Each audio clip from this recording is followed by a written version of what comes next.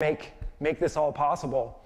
So today we're going to be continuing in Luke chapter 9, and we're going to hear Peter proclaiming that Jesus is the Messiah, and then we're going to be asking the question about now what? What comes next? And as I was preparing for this, a weird thing was in my mind, and it was Undercover Boss. So if you can show that next slide. Undercover Boss, the original Undercover Boss. Now, I never actually really watched the show. I mean, I feel like I saw it at a grandparent's house or some of it here and there. If you're familiar with it, there would be like some CEO or someone would go to a certain place and kind of be undercover, right? Would wear a beard or different hair and try to find out what was really going on. And there would usually be a sentimental part at the end where they'd find out that Susie or Bill or Frank or whoever was having a hard time, and they'd cue the sappy emotional music, and they'd be like, oh yeah, I need to do better at connecting with my employees in this way or that way. But why this came to mind is Jesus is the Messiah. We see him and we know him now as the Son of God, but for the disciples, a lot of the time they're like, who is Jesus? Like, that's the question Luke's been going on with. Like, who is he? We know he can work miracles. Maybe he's a prophet. Who is he? And slowly but surely, Jesus is revealing himself to them with, the big reveal. But honestly, the only thing I could think of with Undercover Boss for any Star Wars fans out there was the Kylo Ren SNL skit. And if anyone remembers that, I can't play it, but if you're familiar with Star Wars, and you haven't seen it, you should see it. If you're not familiar with Star Wars, Kylo Ren is the Darth Vader type person, okay? So in this skit, he's Matt from IT, and he goes undercover to the Star Killer base. Sure sounds like the Death Star, right? He goes undercover, and he's supposedly trying to relate to people, but he's so obviously Kylo Ren. And they're just clearly know that the whole time because he's using force powers, right? He's throwing people into the wall. He's talking about Kylo Ren all the time. His anger issues are coming out in the worst possible ways. He's bringing out the lightsaber. And so at the end when the sappy music plays of hi everyone, I'm Kylo Ren. They're all of course, we've known that the whole time.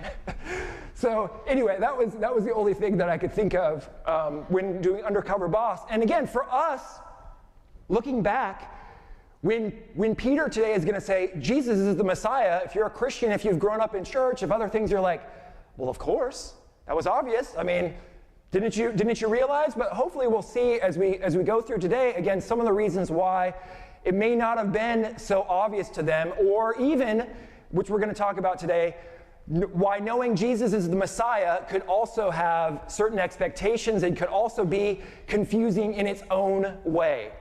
So here we go. Again, we're going to be in Luke chapter 9, but again, before we get there, people are talking.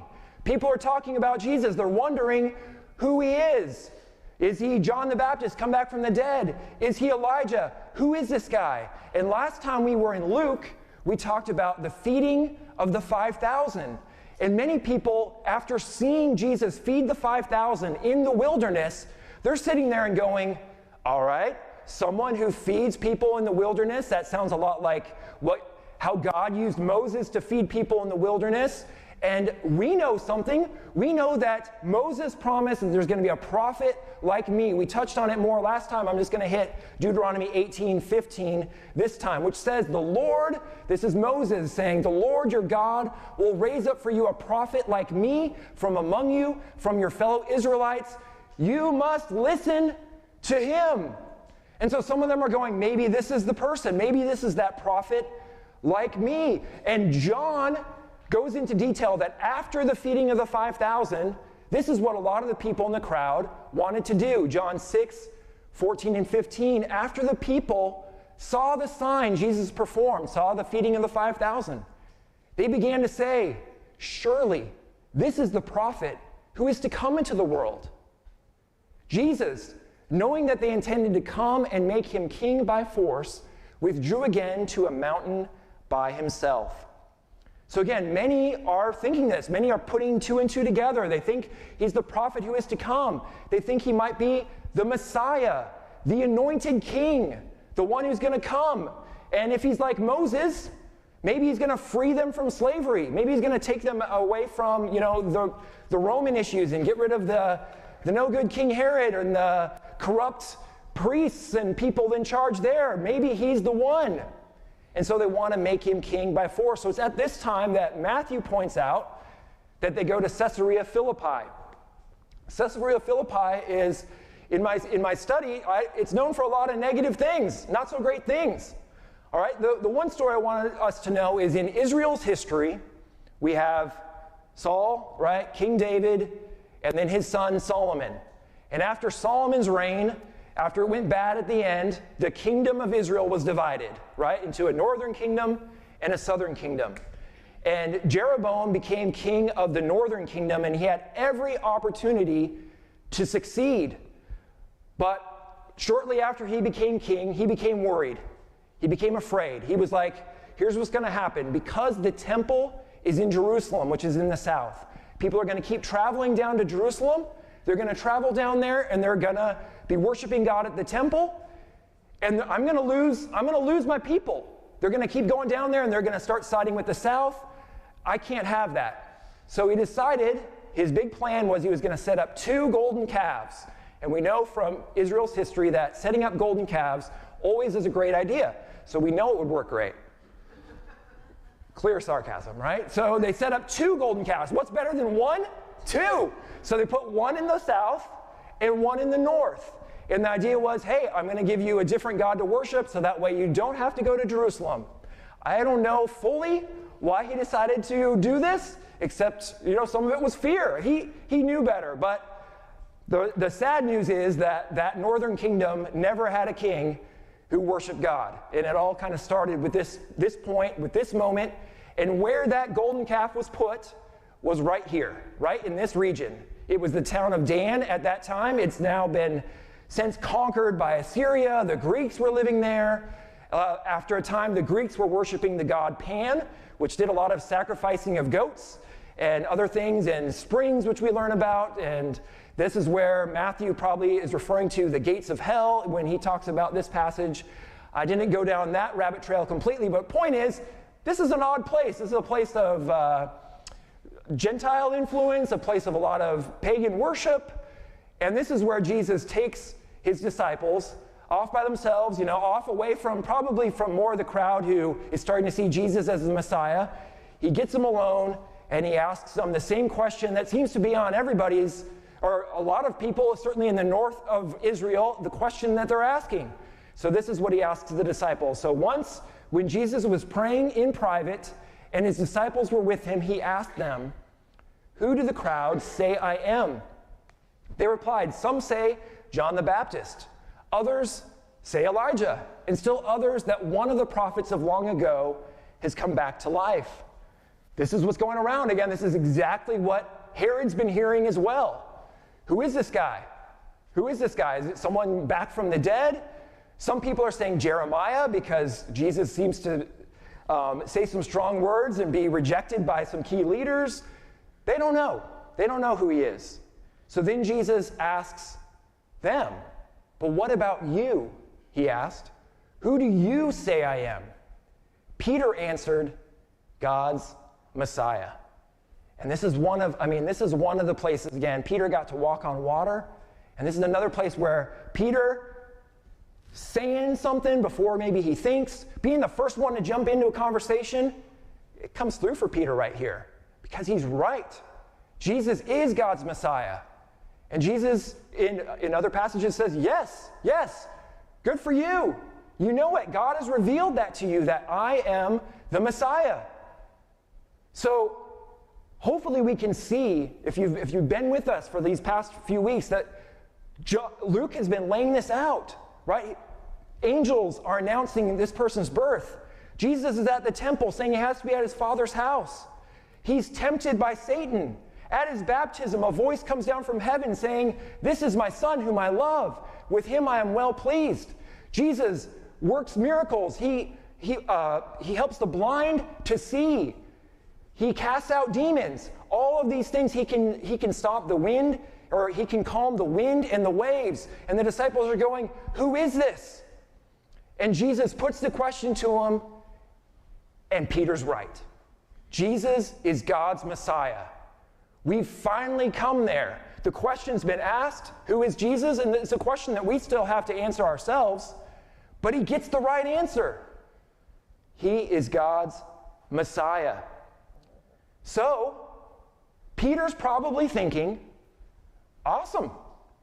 It's time to start marching. It's time to start collecting our people, our followers. Time to go to Jerusalem.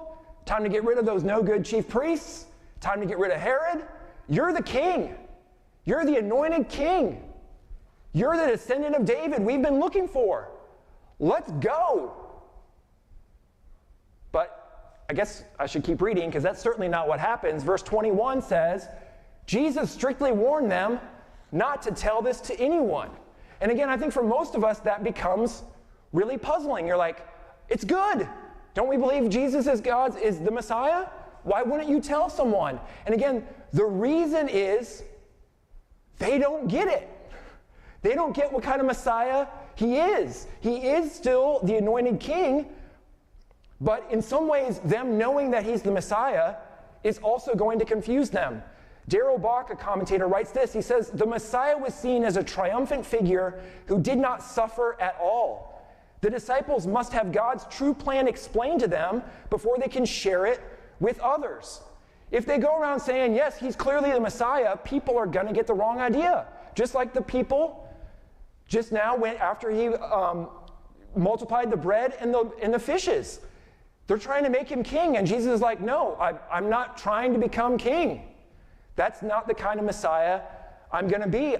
In fact, his path is not to the crown. His path is to suffering and to the cross. Luke 9:22. So the minute he's got it right, yes, you're the Messiah, he's got to correct him and show him what kind of Messiah he's going to be. Verse 22, and he said, the Son of Man must suffer many things and be rejected by the elders, the chief priests, and the teachers of the law, and he must be killed, and on the third day be raised to life. He's going, yes, I'm the Messiah, but I'm not the Messiah you were hoping for. I'm not the Messiah you were expecting. I'm not that Messiah. Which brings me back to one more thing with Star Wars. I'm a particular age that I grew up watching the original trilogy. I was certainly not old enough to watch them. I was not born before any of them came out. But by the time The Phantom Menace came around, there was a lot of excitement. Maybe there was never more excitement for a movie in my time than when The Phantom Menace was coming out in 1999. People were excited. They couldn't wait. And I had certain expectations of what I was hoping for. I probably would have preferred the continued adventures of Han, Luke, and Leia and doing things like that. Those were the characters I knew. That's probably what I wanted. I didn't at that time. This was internet was around, but I wasn't on the internet that much, so I was not following all of that, so I could have known what I was getting into. But when I went and saw The Phantom Menace, instead I heard a lot about Trade Federation politics. I heard about a small boy who seemed to stumble into saving the day a lot, and somehow there was Jar Jar Binks. So I left that movie greatly disappointed. There were Jedi. Most of the time they were sitting around talking about nonsense stuff, though at the very beginning they had a cool fight, and at the very end there was a cool fight. I didn't know what was going on though in the middle. Now some of that was my age. I was not in that 8-9-year-old's graphic anymore.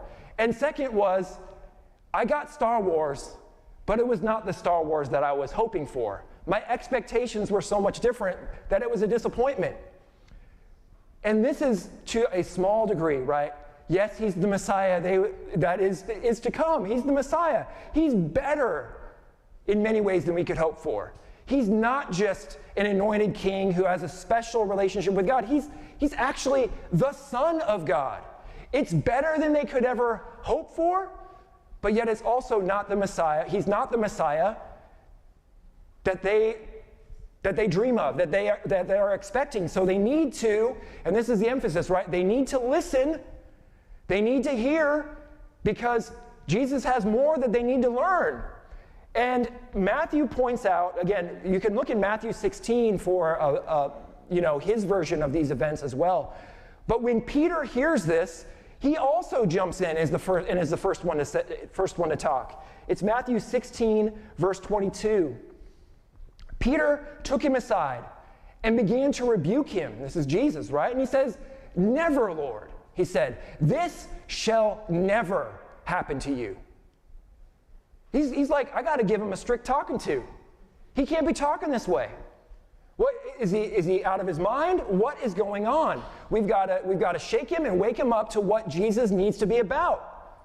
It's time to gather the army. You are the anointed king. You're not going to just die. That can't possibly be.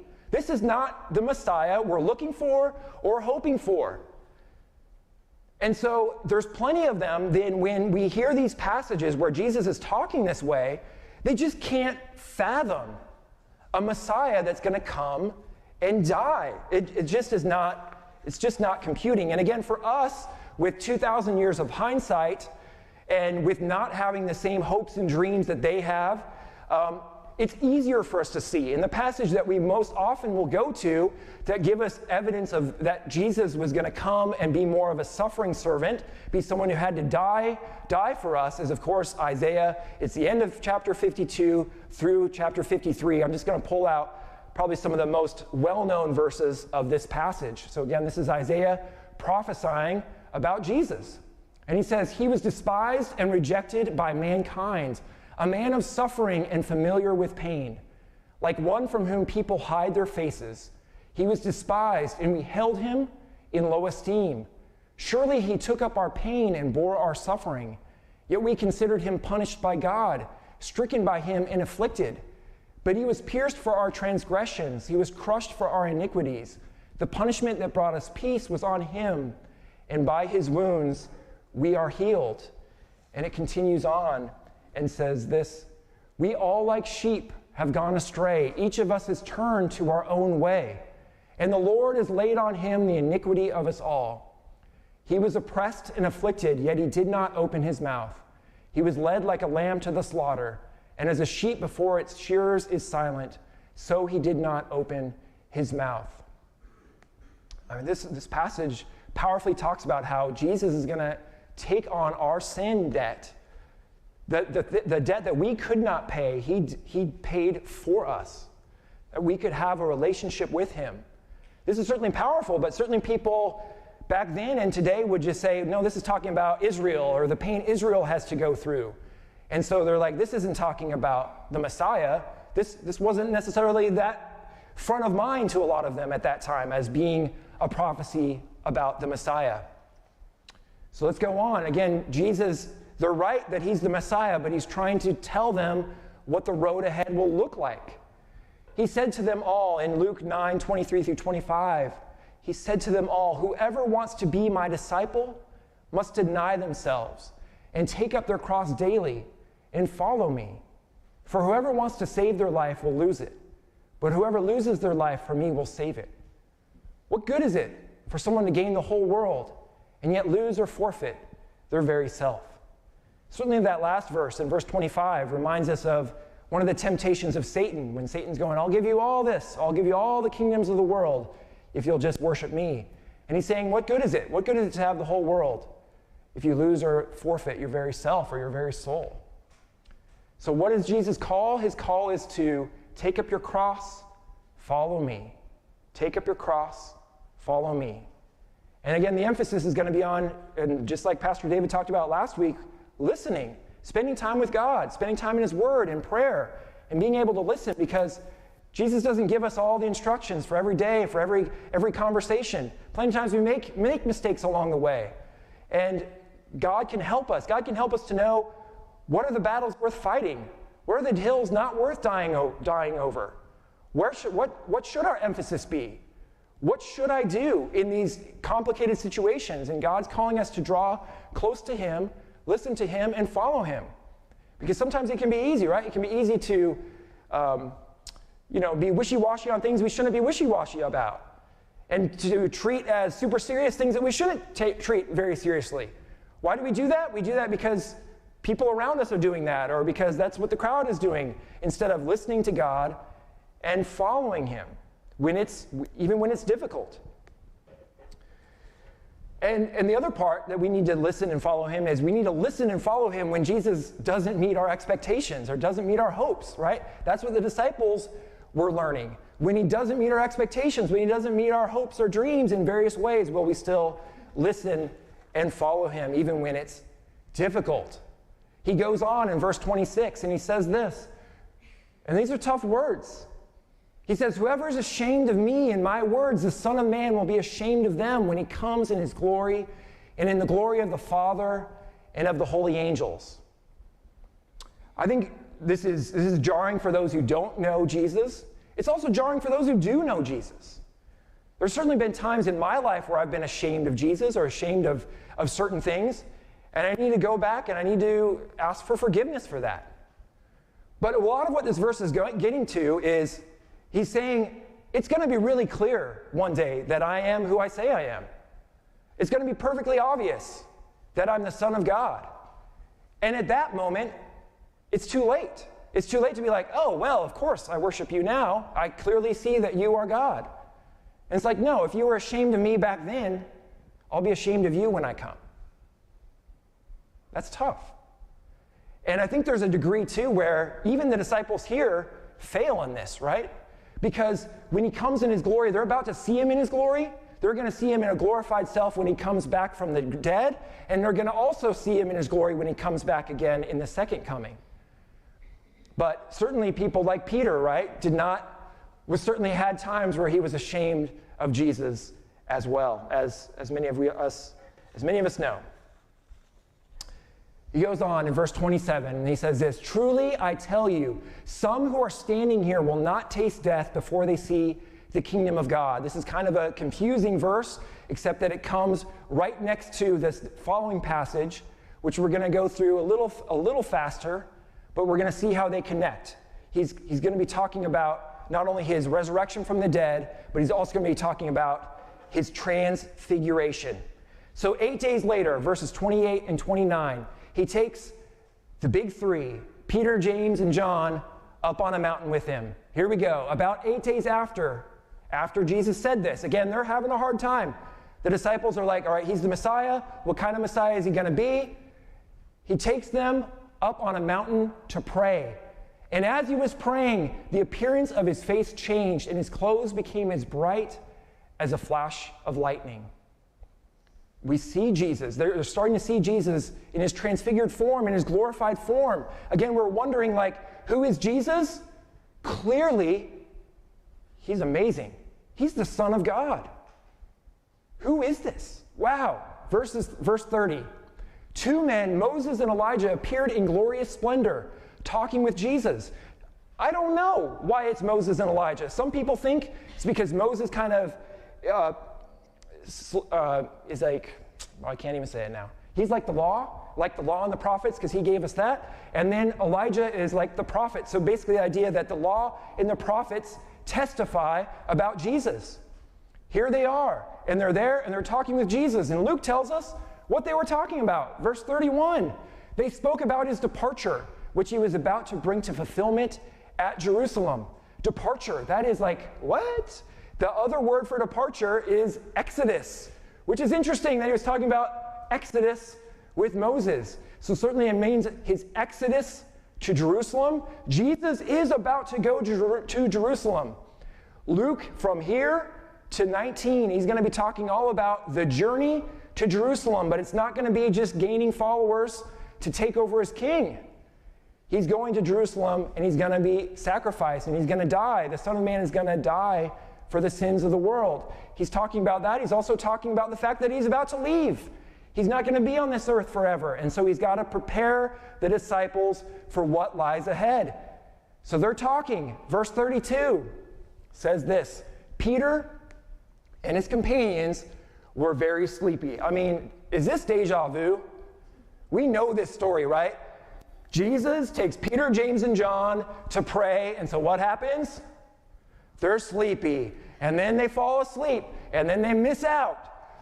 Here they are again. So they're sleepy, but when they became fully awake, they saw his glory and the 2 men standing with him.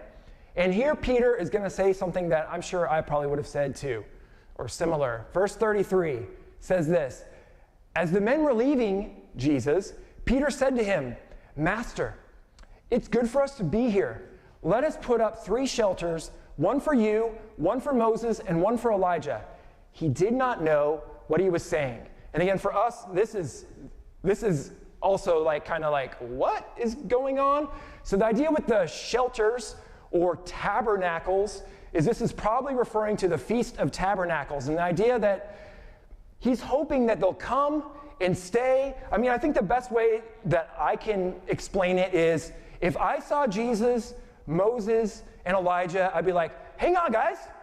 Don't go anywhere. Let's take some pictures, get some autographs. I got some questions for you. Let's hang out. And some of the idea here is that they're not on equal footing. Moses and Elijah are not here to get autographs. They're not here to be like, oh yeah, we're pretty great too. They're here to point to Jesus and how great he is. It's the idea of that Moses and Elijah are pointing to the majesty and the glory of Jesus. And so putting up 3 shelters or trying to keep it there, like, you're sleepy, Peter. You're still not quite getting what's going on here. So that's what we got. Verses 34. While he was speaking, a cloud appeared and covered them, and they were afraid as they entered the cloud. This cloud should remind us of the Shekinah glory in Exodus. Again, there's all these things helping Peter, James, and John see who is Jesus. He's not just a regular person. And here comes the voice. Listen to the voice. It's going to sound familiar as well. A voice came from the cloud saying, "This is my son whom I have chosen. Listen to him." When the voice had spoken, they found that Jesus was alone. The disciples kept this to themselves and did not tell anyone at that time what they had seen. Didn't tell anyone at that time what they had seen, but a number of years later, Peter wrote this down, and this is what he said. He says, "We did not follow cleverly devised stories when we told you about the coming of our Lord Jesus Christ in power. We were eyewitnesses of his majesty. He received honor and glory from God the Father when the voice came to him from the majestic glory, saying, 'This is my Son, whom I love. With him I am well pleased.' We ourselves heard this voice that came from heaven when we were with him on the sacred mountain." So again, this is helping us to know who is Jesus? Well, it depends on if we want to listen to Peter or not. It depends on if we want to listen to Luke or not. He's showing us who he is. So if we have questions, if we're wondering, if we're on the fence about who Jesus is, Luke and Peter are trying to show us that he's the glorified Son of God. And just like C.S. Lewis said, if he's the glorified Son of God, then we need to worship him as Lord. He's not just some liar, and he's not just some lunatic. He's the Lord, and so he deserves to be worshiped and praised. But I put these stories together because also this story is going to go bridge into the next one, which we'll be talking about next time, where I'm in the book of Luke. But I put these stories together for one reason again, right? Peter, he's been building up, as well as the other disciples, all this time. Who is Jesus? He's the Messiah. And now Jesus has broken some bad news for him that he's not the Messiah they were hoping for. He's a Messiah who's going to suffer and die. And so Peter, just like the other ones, could be going, I've got to convince him. I've got to get him to change his mind. Maybe he's wrong. Maybe Jesus got this wrong. He's not following the path that God has for him.